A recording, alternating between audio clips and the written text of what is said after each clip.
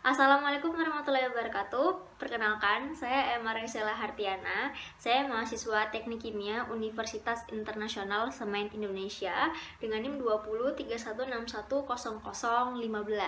Pada kesempatan kali ini, saya akan berbagi terkait dengan langkah-langkah untuk menganalisa distribusi ukuran partikel menggunakan suatu software, di mana software yang saya gunakan ini menggunakan Imagy. Nah, Imagy-nya teman-teman bisa download secara gratis di Google dan installnya juga sangat mudah, sehingga nanti dapat membantu teman-teman dalam proses penganalisaan dan juga dalam proses penelitian suatu ukuran partikel. Nah, langsung aja berikut adalah langkah-langkah dan juga tutorial bagaimana cara menganalisa ukuran distribusi partikel menggunakan software Imagy.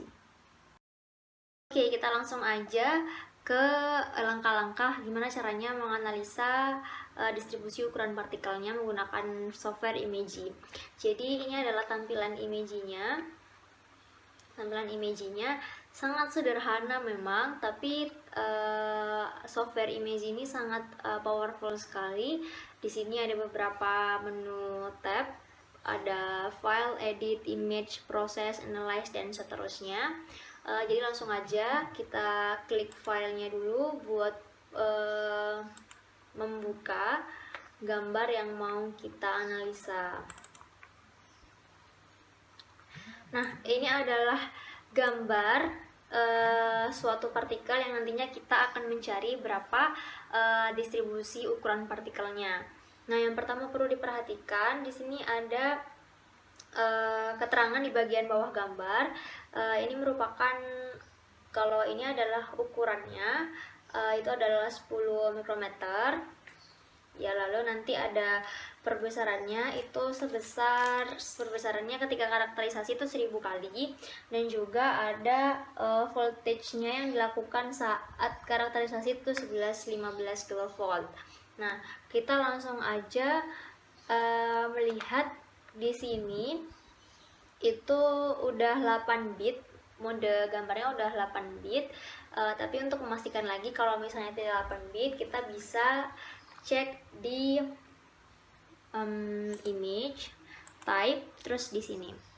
Nah, di sini nanti teman-teman kalau misalnya belum 8 bit, nanti teman-teman bisa ganti dulu ke 8 bit. Nanti langsung ada tulisannya di 8 bit. Tapi karena emang gambar saya ini udah tipenya udah 8 bit, jadi ya udah nggak apa-apa, bisa langsung lanjut aja. Terus setelah itu nanti kita lakukan kalibrasi ya. Jadi kalibrasi antara skalanya. Caranya dengan kita klik analyze, terus set scale, terus kita klik to remove scale. Nah, jadi yang tadi masih bawaan, jadi kita remove dulu, terus ntar kita oke dulu aja. Oke, kita oke. Lalu kita klik di sini untuk memperbesar ya. Nah, kita klik kiri aja untuk memperbesar. Nah, di sini ada garisnya. Ntar kita gunakan ini garis, kita gariskan. Setelah itu nanti kita ke analyze lagi dan kita ke set scale.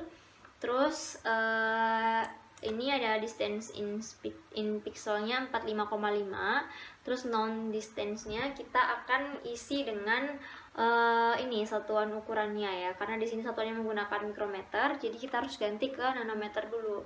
Nanometer, dari mikro ke nanometer itu jadinya 10.000 nanometer. Nanometernya itu dituliskan di unitnya, unit of length-nya itu nanometer. Kita klik OK. Nah, di sini otomatis akan berubah dari yang awalnya tadi pixel itu berubah menjadi nanometer. Kita zoom out. Oke, setelah kita zoom out, nanti kita pilih areanya mana yang mau kita jadikan sampling atau jadikan sampel untuk nantinya bisa mengukur seberapa distribusi ukuran partikelnya. Kalau saya mengambil bagian sini, ini bebas, terserah teman-teman mau mengambil yang area mana, yang penting nantinya bisa mempermudah. Setelah itu langsung saja klik kanan dan diduplicate. Nah, nanti akan ada gambar baru yang namanya itu 8 strip 1. Kita oke. Nah, muncullah gambar yang kedua ini. Jadi nanti ada gambar 1 dan gambar 2. Jadi kalau saran saya biar nggak salah untuk menganalisa gambar, jadi kita minimize saja dan ini kita letakkan sebelah sini ya. Nah, untuk selanjutnya kita atur dari segi cahayanya, karena nantinya cahaya ini akan berpengaruh bagaimana cara dia dalam mengkontraskan gambar dan juga memberikan cahaya pada gambar, sehingga nantinya mudah dideteksi oleh software Imagy dan nantinya bisa terdeteksi berapa ukuran pada partikel tersebut. Karena kita lihat pada gambar 8 strip 1 ini gambarnya bertumpuk-tumpuk ya, bertumpuk-tumpuk. Jadinya cara mengatur cahayanya dengan cara mengklik image lalu adjust dan juga di sini brightness and contrast. Nah, akan muncul toolbar baru nih, BNC. Jadi toolbar BNC ini nanti akan mengatur brightness dan juga kontras dari gambar 8 strip 1 ini. Nah, nanti kita atur sampai diameter partikel yang mau kita ukur tuh warnanya putih, teman-teman. Jadi yang diukur itu adalah partikel yang warnanya putih atau gambar yang warnanya putih. Jadi kita langsung aja. Nah, kalau seperti ini kelihatan banget kalau misalnya banyak partikel yang bertumbukan dan nantinya bakal susah untuk dihitung berapa diameter setiap partikelnya. Jadi kita atur lagi.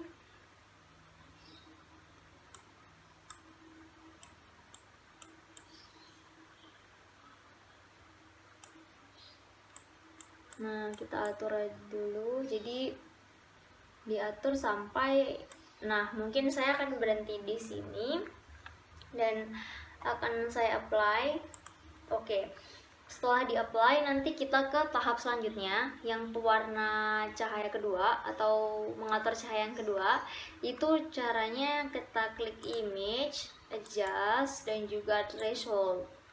Nah, ini teman-teman, karena akan seperti ini hasilnya, jadi akan lebih baik jika kita lakukan ini dulu aja, kita paintbrush dulu ya biar bisa kehitung gitu ya.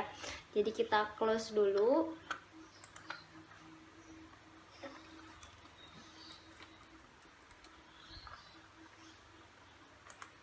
Nah, kita reset dulu dari awal, kita ulangi lagi ya untuk brightness-nya.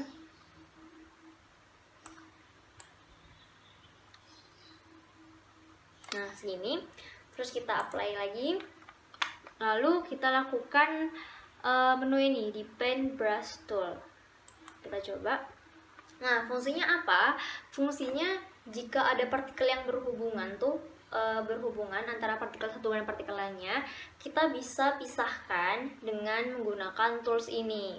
Nantinya ketika mau menghitung berapa diameter partikelnya itu akan lebih mudah, karena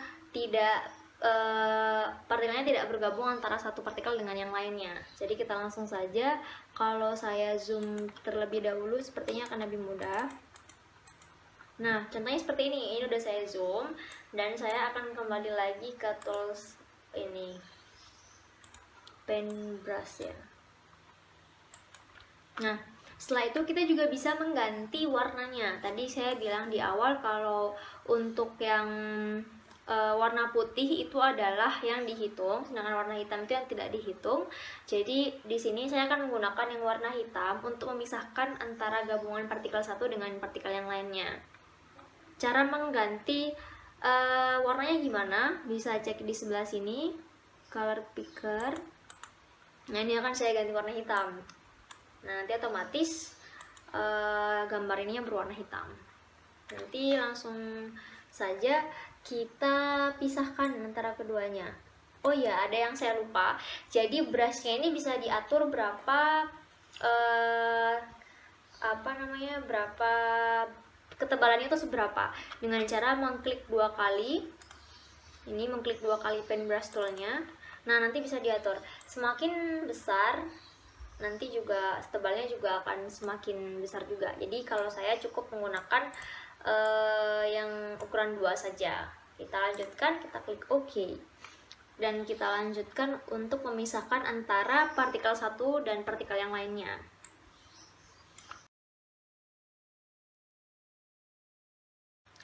Nah, ini merupakan gambar yang tadinya partikelnya masih berhubungan antara satu dengan yang lainnya. Nah, ini udah saya lakukan pemisahan partikel menggunakan brush, jadi hasilnya seperti ini. Dan bisa langsung kita atur thresholdnya dengan cara klik image, lalu adjust threshold. Nah, ini sudah sangat baik ya, sudah sangat terpisah antara partikel satu dengan yang lainnya. Jadi yang nantinya akan terukur itu adalah yang warna merah. Jadi kita langsung apply. Nah, sudah seperti ini. Bisa kita langsungkan pengukuran partikelnya ya. Kita analyze dan analyze partikel. Nah, untuk circularity-nya saya pakai 0,05. Terus show-nya itu show outlines, terus kita OK. Nah, berikut adalah hasilnya. Di sini kalau misalnya kita analisa dan kita lihat secara visualnya, di sini terdapat partikel yang masih berhubungan atau saling tumpang tindih antara satu dengan yang lainnya. Dan kalau kita lihat sebelah kanan lagi, di sini masih banyak partikel yang tertutup kecil gitu ya, masih kecil sekali sehingga saling bertumbukan dan nomor partikelnya bahkan sampai tidak bisa terbaca. Jadi untuk selanjutnya ketika mau melakukan analisa ini secara visualnya, jadi harus diperhatikan dulu untuk proses brushnya juga, dan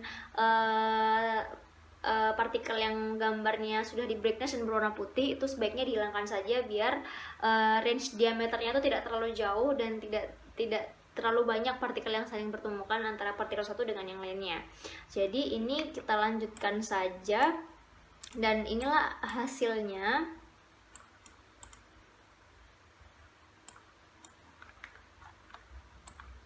Nah, ini adalah hasil dari proses analisa diameternya. Ini yang kita perlukan, jadi kita save as dulu. Result saya kasih nama result 1, 2, 3. Kita save. Dan kita bisa langsung buka filenya.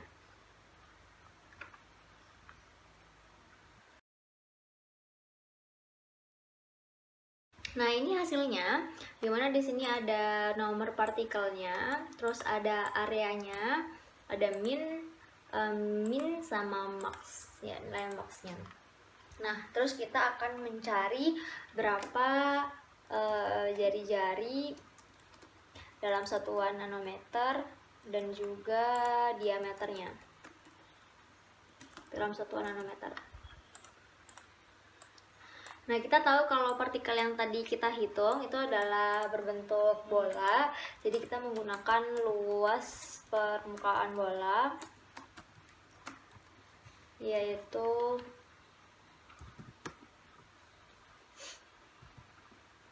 4 pi r kuadrat. Dimana ketika kita mau mencari nilai jari-jarinya atau R-nya, berarti kita membolak-balikan rumus gitu ya, dimana nantinya akan kita buka kurung, lalu di sini luas permukaan dibagi dengan 4 pi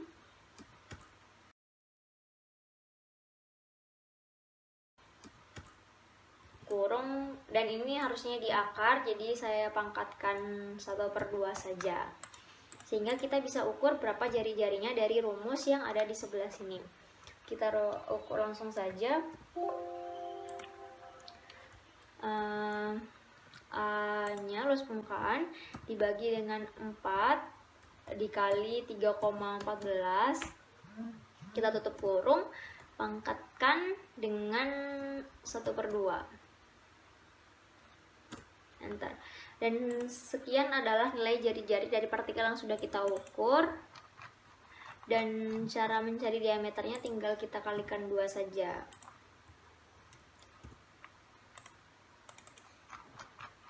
Dan berikut hasil dari diameter dari partikel yang sudah kita analisa.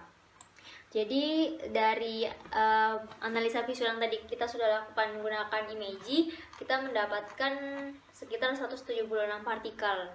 176 partikel. Nah, sedangkan untuk jari-jarinya pun nanti kita bisa analisa kira-kira berapa distribusi ukurannya. Setelah mendapatkan jari-jari dan diameternya, nanti teman-teman bisa melakukan analisa lebih lanjut terkait dengan distribusi ukuran partikelnya. Mungkin seperti itu saja untuk langkah-langkah distribusi ukuran partikel dengan menggunakan software Imagy. Untuk selanjutnya, semoga teman-teman bisa bermanfaat dan bisa juga menggunakan software Imagy untuk mendukung data penelitian dan sebagainya. Terima kasih. Wassalamualaikum warahmatullahi wabarakatuh.